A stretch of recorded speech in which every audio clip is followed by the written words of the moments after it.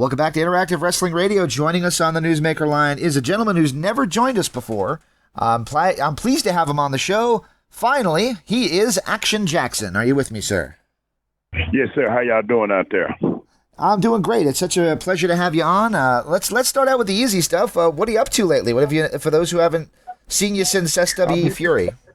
Yeah, I've been still doing stuff, wrestling around and stuff, still, taking care of my stuff and being to myself, reading my Bible book, and keeping the kids and stuff happy, and stuff, Very cool. I'm glad to hear that. And I was doing my research into you, and I read something that I wanted to ask you about. It said that you were trained by Cowboy Bill Watts. Is that true? And what was it like learning under him? Yeah, I was trained by him, Grizzly Smith and Cowboy Bill Watts, Dusty Rhodes, Magnum TA.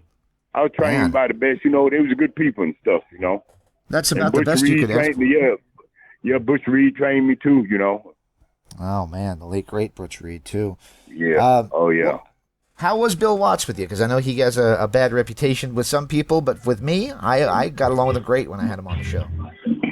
Yeah, he's good people, but, he like, if you don't do nothing right, he gonna get on your tail and stuff, but, that's how he's supposed to be hard, and I understand that, Yep, I understand that completely. Before we talk about the main portion of our interview, which will probably be about Dallas and the global and things like that, you did work in Memphis wrestling, and I wanted to ask you a little bit about your time in Memphis, and what was that like? That was nice. I liked it, and stuff. You worked against Jerry Lawler. I liked it. I liked it in Memphis, Tennessee. Very cool. Now it wasn't good at the sportatorium, like that, Well, yeah, that's kind of what I was going to ask, is because Memphis and Dallas, Memphis and World Class, teamed up and did the USWA in Dallas, and it didn't work. And I've had a lot of guys on talk about why it didn't work. They said that Memphis was too soft of a style for the Texas fans. Would you say that would be the reason? Yeah, I think that's the reason. There's a reason just too small. You know what I'm saying? Like here in Texas, people like to go. They like to get violent and stuff. And you think they were just too soft or too much of a different style clash? Yeah, it was different. Just right? It was just too soft, bro. It's too soft, and I really didn't like that. There you go. In Puerto Rico, I've been watching these clips just to refamiliarize. You had a bloody feud with it was TNT, but it's Savio Vega for those who don't know. Those were some fantastic matches, and you guys really tore it up. That was a hot territory at the time. Is that one of your favorite feuds in wrestling, working with Savio? Yeah, I love working with him. We tore the house down and stuff, man, and it's like that the people, they loved him, like I had, if I go somewhere, I always have somebody have to watch out for me, escort me and stuff, because sometimes I don't speak Spanish, I have to have somebody speak Spanish with me and stuff, Was it rough for that reason? Because I've heard stories about, Puerto Rico, if you ventured off of like the resort areas, that it wasn't necessarily always the nicest accommodations. No. Was that a rough place to be, or? Yes, it was, bless his soul, Bruiser Brody. Mm-hmm. When he got killed that day, and I flew in the next week. And I know I flew in the next day. I flew in the next day. And, I was kind of, scared to have a death or, I wrestled dude that, killed Brody. And the people, they was cheering for me, and I was trying to tell my man, so what they saying? They said they want you to kill him. Oh, wow. That's and he, like I heard he had to have policemen in the classroom with his kids and stuff, man. I think the kids wanted to hurt him and stuff, help hurt his kids, Oh my God. And stuff, That's insane. Yeah, that was cause me and Brody, we was good friends, he always told his friend of mine that he said, yeah, I'm gonna take action to Japan with me, cause I'm finna get that toughness out of him. I already had the toughness, but he wanted to get more out of me, Wow. That's very cool. I never even really would have thought about you guys crossing paths, but I guess you would have. Yeah. I was in the wrestling before. He's a tough guy, but he always had respect for me, and I had respect for him, That's awesome. So the main, probably your biggest claim to fame would be the GWF, and you were there for most of the time. When it started, I was a kid. I was like 10 years old, and it was like run home from school, get a snack ready for 4 o'clock because there was going to be wrestling every day, and it was awesome to have. Did you guys kind of know that people that were nowhere near Dallas, that all over the country, I was just outside of New York City, were going to be watching the Global Wrestling Federation every day like that? Yeah, it's just like global wrestling, like Global Wrestling Sportatorium World Class, it was very popular there. Like, like when me and Iceman wrestled each other and stuff, man, it always sold out. We had to turn, like it'd be so sold out, we had to turn away by like 1,500 people. Like, it's like when me and him fight each other, they never did have high school football games in Dallas. They always had to go out of town and play. And so that's how world class was, and it was we always packed the place, Very cool. And they did pair you back up with Iceman. You had teamed up before, and you were back together again in Global. The Blackbirds, I don't know how to ask you this without just asking it. I had Stevie Ray on a few years ago, and he said he never loved wrestling that much in the Sportatorium because there was a lot of redneck fans that would catcall some stuff that he didn't care to repeat, obviously referring to racial stuff. Was that as much of an issue for you? Did you notice it as much? Bro, it wasn't no issue with that, Like, when me and Iceman went out there, they booze, but, it wasn't none of that redneck stuff. It wasn't, It was just, bull, but people booze and they still cheer for it. That's how, good me and Iceman was, we was a heel and they still loved us and stuff, Very cool.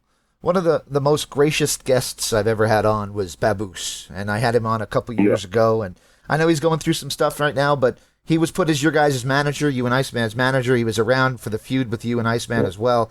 What was your thoughts on Baboose? I loved it. I think it was the greatest thing of all time, and I loved it, that he was the manager for the Blackbirds, and stuff. I feel comfortable by him. He's a good guy and stuff.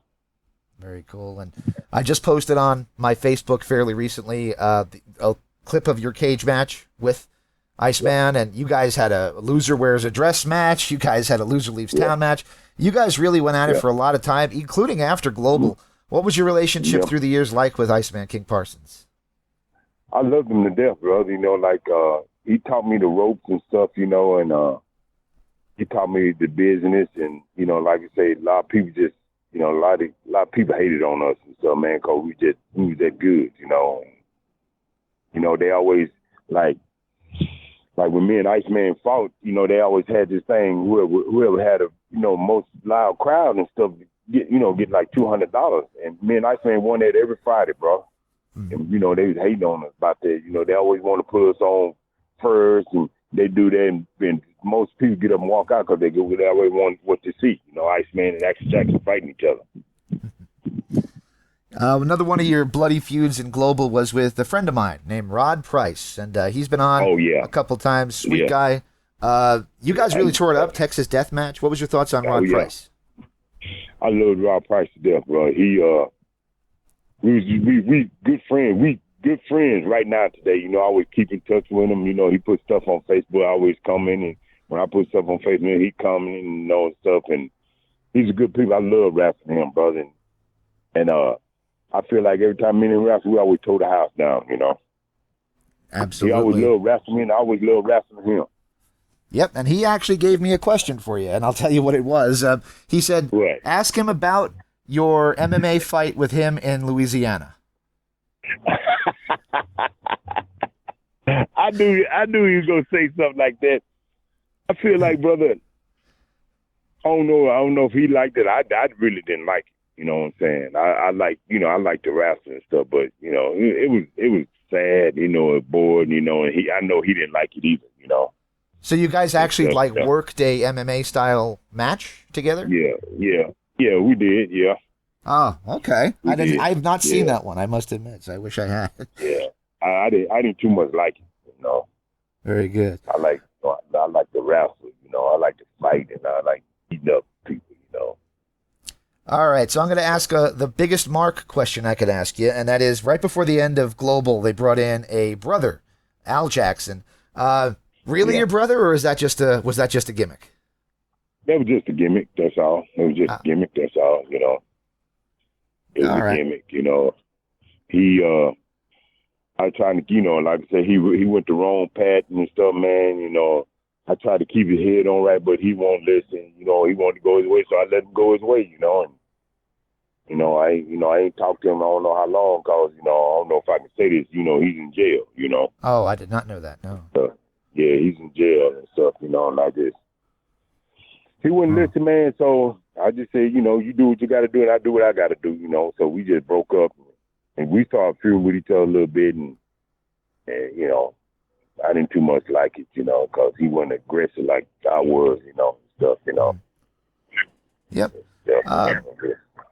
So the weird history of Global was changed throughout the years. Like there was Joe Pedicino, and then he left, and then they brought in other bookers. Manny Fernandez was a booker for a while, and then Gray Pearson was the owner. Right at the end, you guys seemed to have packed crowds. You had the Freebirds back in the Sportatorium, which was very huge. And then, boom, it was just, that's it. No more wrestling. Yeah. What did you think of the end of the GWF, and did you kind of have any kind of idea that it was about to come to an end? I didn't know it was coming to an end, man. Just, you know, you had too many Indians there, not enough chiefs. You know what I'm saying? You know, vice versa. You know what I'm saying? It just, people just, you know, like when they brought the Freebird back, they wanted to team me and Iceman up against the Freebird. And I thought that'd have been something good, but they didn't want that, and they want to do this and that, you know. They just hating, that's all it was, bro, you know. If they did that Iceman and Action Jackson against Freebird, Michael Hayes and Terry Gore, I think that'll draw the big old house, bro. You know. So the Sportatorium stayed active for a few more years after that, but then it eventually closed. I never was in the building, and I really regret that I never was there. Some people tell me it was a dump. Others tell me I missed something special. Which do you think it was? Did I miss something special, or was it just a dump? You missed something special, man. That's all people, like, when I used to go to, you know, when I used to go to school and talk to kids, that's all they talked about is Sportatorium, bro. You know, that's all they did is talk about it. But I think, man, if things went right, I think Sportatorium still be open up, bro. I think it could be, and for a lot of people like me, you know, watching it from World Class and Global, I mean, it holds a place in our hearts. I wish it were still around too, absolutely.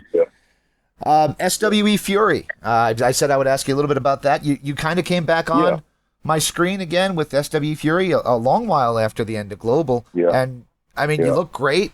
The product was kind of styled after old school Texas wrestling, not entirely, but a little bit. What is your thoughts on SWE Fury, and did you wish it kind of would have lasted longer? I wish it kind of lasted longer, man, but, you know, like, it's like people, you know, like, I don't take no bull crap out for nobody. You know what I'm saying, man? Like, if I'm well known around here, country, you know, treat me like I'm well known around here in the country. You know, treat me well known around here in Dallas and stuff. Don't we treat me like somebody, you know, I'm gonna bring this guy in, blah blah, and he gonna be old top. Come on, man. People didn't believe in that, bro. They didn't believe in it. And you know, I used to get mad. They always wanted me to do this, and I didn't like that, bro. I want to be on top. That's what I wanted, bro. There are some people that we talked about this off air the other night, but there are some people who tried to put it all on Lacey Von Erich, and I didn't always think that was fair. Was that something that was a negative or positive when she came in? I'm gonna tell you something, man. It wasn't Lacey's fault, bro. It wasn't Lacey's fault. And like I said, you had too many Indians in there, bro. Everybody always had ideas and this, that, and that. You know, Lacey know what she was doing, bro. You know, I knew Lacey when she was a little kid, bro. You know, I knew her dad. You know, because I knew all the Von Erichs, you know. Yeah, and I mentioned, you know, I mentioned that there was some ups and downs with Global, and one of the big downs would have been when Kerry came in and things picked up, and then he did what he did and died. That seemed to really hurt Global. I think it might have ended up actually costing you guys ESPN as well. Was that a big blow to the history of Global, losing Kerry the way that he died? Yeah, it did, bro. You know, like, me and Kerry tagged up before. And and Kerry, he's the nicest guy in the world, man. I just don't know why he did that, bro. You know, it broke my heart. Yeah, when I had Doyle King on, it still echoes in my head. He says he just was talking about Kerry, and he just started saying "damn cocaine," and he said it like 5 times. Like he was. Yep. That's what it was, bro. Don't get me wrong. I did it before, but I went on it like they was, bro. You know, like I said, if it wasn't for, I still love my boy. You probably know what I'm talking about, the Undertaker. Yes, sir. I still love. He was the best man in my wedding, brother, and I still love him. That me and him still stay in contact, brother, with each other. You know, and you know, like when he comes down, he always give me tickets, and sometimes I see him and stuff, man. Every time we see him, we get each other a big old hug. And I'm gonna tell you something about him, brother. That's the nicest man in the world, bro. I would die for that man. That's how much I love him, like a brother. And then one time he you won't believe this. So we were sitting out talking one time, and Vince McMahon came by, and he said, "Hey, Vince, you know, I'd like you to meet my friend here, you know, Action Jackson. This is the one that's training me." Vince put his arms around me, brother. He said, "Man, I sure do appreciate you getting this man in this business. This man made me a lot of money, bro. I almost broke down in tears, bro." That's an awesome story. Tears, now, I know when WWE would come around to Dallas, especially in the 90s, you'd often be on the house shows. How come that never resulted in you getting signed and being a part of the WWE long term? I'm going to tell you something, bro. You know, like he told me he could have got me there, but he said too many people was hating on me, bro. And I want y'all to understand that, bro. You know, I just, you know, like I said, I don't take no bull crap out for nobody. I was going to say, why would they be hating on you, though? That's kind of bizarre. Cause I'm going to tell you something I did one time. We wrestled me and one of the other guy, we finna get ready to wrestle the Nasty Boy. And one of the Nasty Boys, "Hey, man, go get my bag." So I said, "Dog, don't go get his bag." And he said, "Who you?" I said, "Who are you?" Like that. And so we almost got into it. So that was Vince McMahon top dog there, you know what I'm saying? The Nasty Boy. And so we kind of got into it. I already knew what it was, bro. So I didn't worry about it no more, bro. And, you know, like you said, he told me that, you know, I still understand, bro. Oh, wow. You know. That's funny because there's a similar story earlier this year told to me by a local Arizona guy just retired named Navajo Warrior. And sweet guy, and he told the same exact story. He went into the locker room, and Knobs went up to him and said, "Who are you?" He said, you know, he shrieked back into his seat and was like, "Oh, I better not piss him off." But sounds like that might have been the case for a lot of guys then, that the Nasty Boys were. Yep, you're right about that. All right. Well, watching the Jim Cornette podcast, which I do often, your name came up a few weeks ago. They were just talking about guys that were good but never really got out of Dallas or should have gotten out of Dallas. What do you hope your legacy will be as people look back at your career and your input into pro wrestling? I hope they look at me and say, "Man, we should have bought this guy in and he could have made us a lot of money." I would agree with that. That's the way I feel about it. I feel about it. You know, like I was talking to Savio Vega in Puerto Rico, and I say, "Man, when you gonna bring me over there, brother?" He said, "Man, he said wrestling like is not like it used to be in Puerto Rico, man." You know, he said, "But when it start picking up, I'm gonna bring you in and stuff." You know, I still keep in contact with him too. Very cool. Yeah, is he WWC or is he IWA over there now? I think he got his own business now, bro. Does he have his own? Wow. Okay. Yeah. I'm out of the loop when it comes to Puerto Rico. Yeah, he got his own business. Very cool. You know, and then you know something about Puerto Rico, man. Like the people over there love me, brother. I was the first. Like they had these projects, nobody can go in them. Not even Americans can couldn't go in the project. I was the only first guy that went in the projects, man. They treated me like a king over there. That's beautiful, man. They treated me like a king. I was shocked, man. And they would tell me, say, "Man, you the first guy, or American guy, who came up in there." He said, "Anybody else came in here, we probably shot him." Wow. All right. Yeah. Well, I won't keep you much longer. I know you got to get to work, but is there anything you wanted to say to fans and how they could get in contact with you if they wanted to either book you or just talk to you? Keep in contact with Action Jackson. Like, they can always look at me on Facebook, you know, Action Jackson, and Action Jackson, you know, on Facebook. I got a Instagram AJ. I mean, mine is AJ Jackson. AJ Jackson on Facebook. Mine is Action Jackson Fool on Instagram. You know, if you find anybody want to book me or something, you can just get my number and tell them to call me, bro.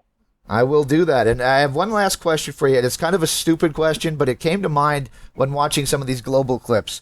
And I remember it was happening at WCW as well. Why would the crowd always start to sing that tag team song? Whoop, there it is. They just started singing it all the time. And they did it for Too Cold Scorpio and WCW as well. It kind of was a weird piece of history where the crowd would get that into that. I don't know. I just, every time me and my brother, we tagged up there, I would say, whoop, there they are, whoop, there it is, and stuff. I loved it, brother. I loved it and stuff, That's awesome. I know I'll be back strong again, and stuff, I appreciate you taking the time to do this with me, man. Yeah, I appreciate you talking to me and stuff, man. I hope one day you come down here, we'll go out to eat or something, bro. Oh man, I'll keep that in mind, and I'll hold you to that if I'm ever down in Dallas. Okay, yeah. Where you at? You in Arizona? I'm in Arizona, yeah, just outside of Phoenix. Okay. Yeah, if I come down there, I'll hit you up for something, Yeah, the scene out here is starting to heat up a little bit. There's at least 3 viable companies out here, which, when I moved out here a long time ago, there was nothing. Yeah. So yeah, there's starting to be some companies that are signing, bringing some people in. So maybe that'll happen one day. Yeah, let me know and stuff, man. If they need somebody, let me know. Just tell me, give me a call or something, brother. And I enjoy talking to you. Anytime you want to talk to me, man, just call me and let me know, bro. I appreciate you. Thank you so much. I'll let you get back to work. Okay, you have a good Thanksgiving, too, and Christmas, man. If I want to talk to you, you can call me anytime you want to, brother. You got it. Happy holidays. Happy Thanksgiving to you. Yeah, if you find any more global wrestling stuff for me and Iceman, anybody, just send them to me and stuff, brother. I will do that. I'll post a few more. I have the one where if you lost, you had to wear a dress. I was watching that one just before I called you. So yeah. Send that one to me and stuff. Okay, we'll do. All right, then, bro. You be good, man. All right, bro. You take care. Thanks, Thank you. Right. You take care. Bye-bye. Right, bye-bye. This is Interactive Wrestling Radio.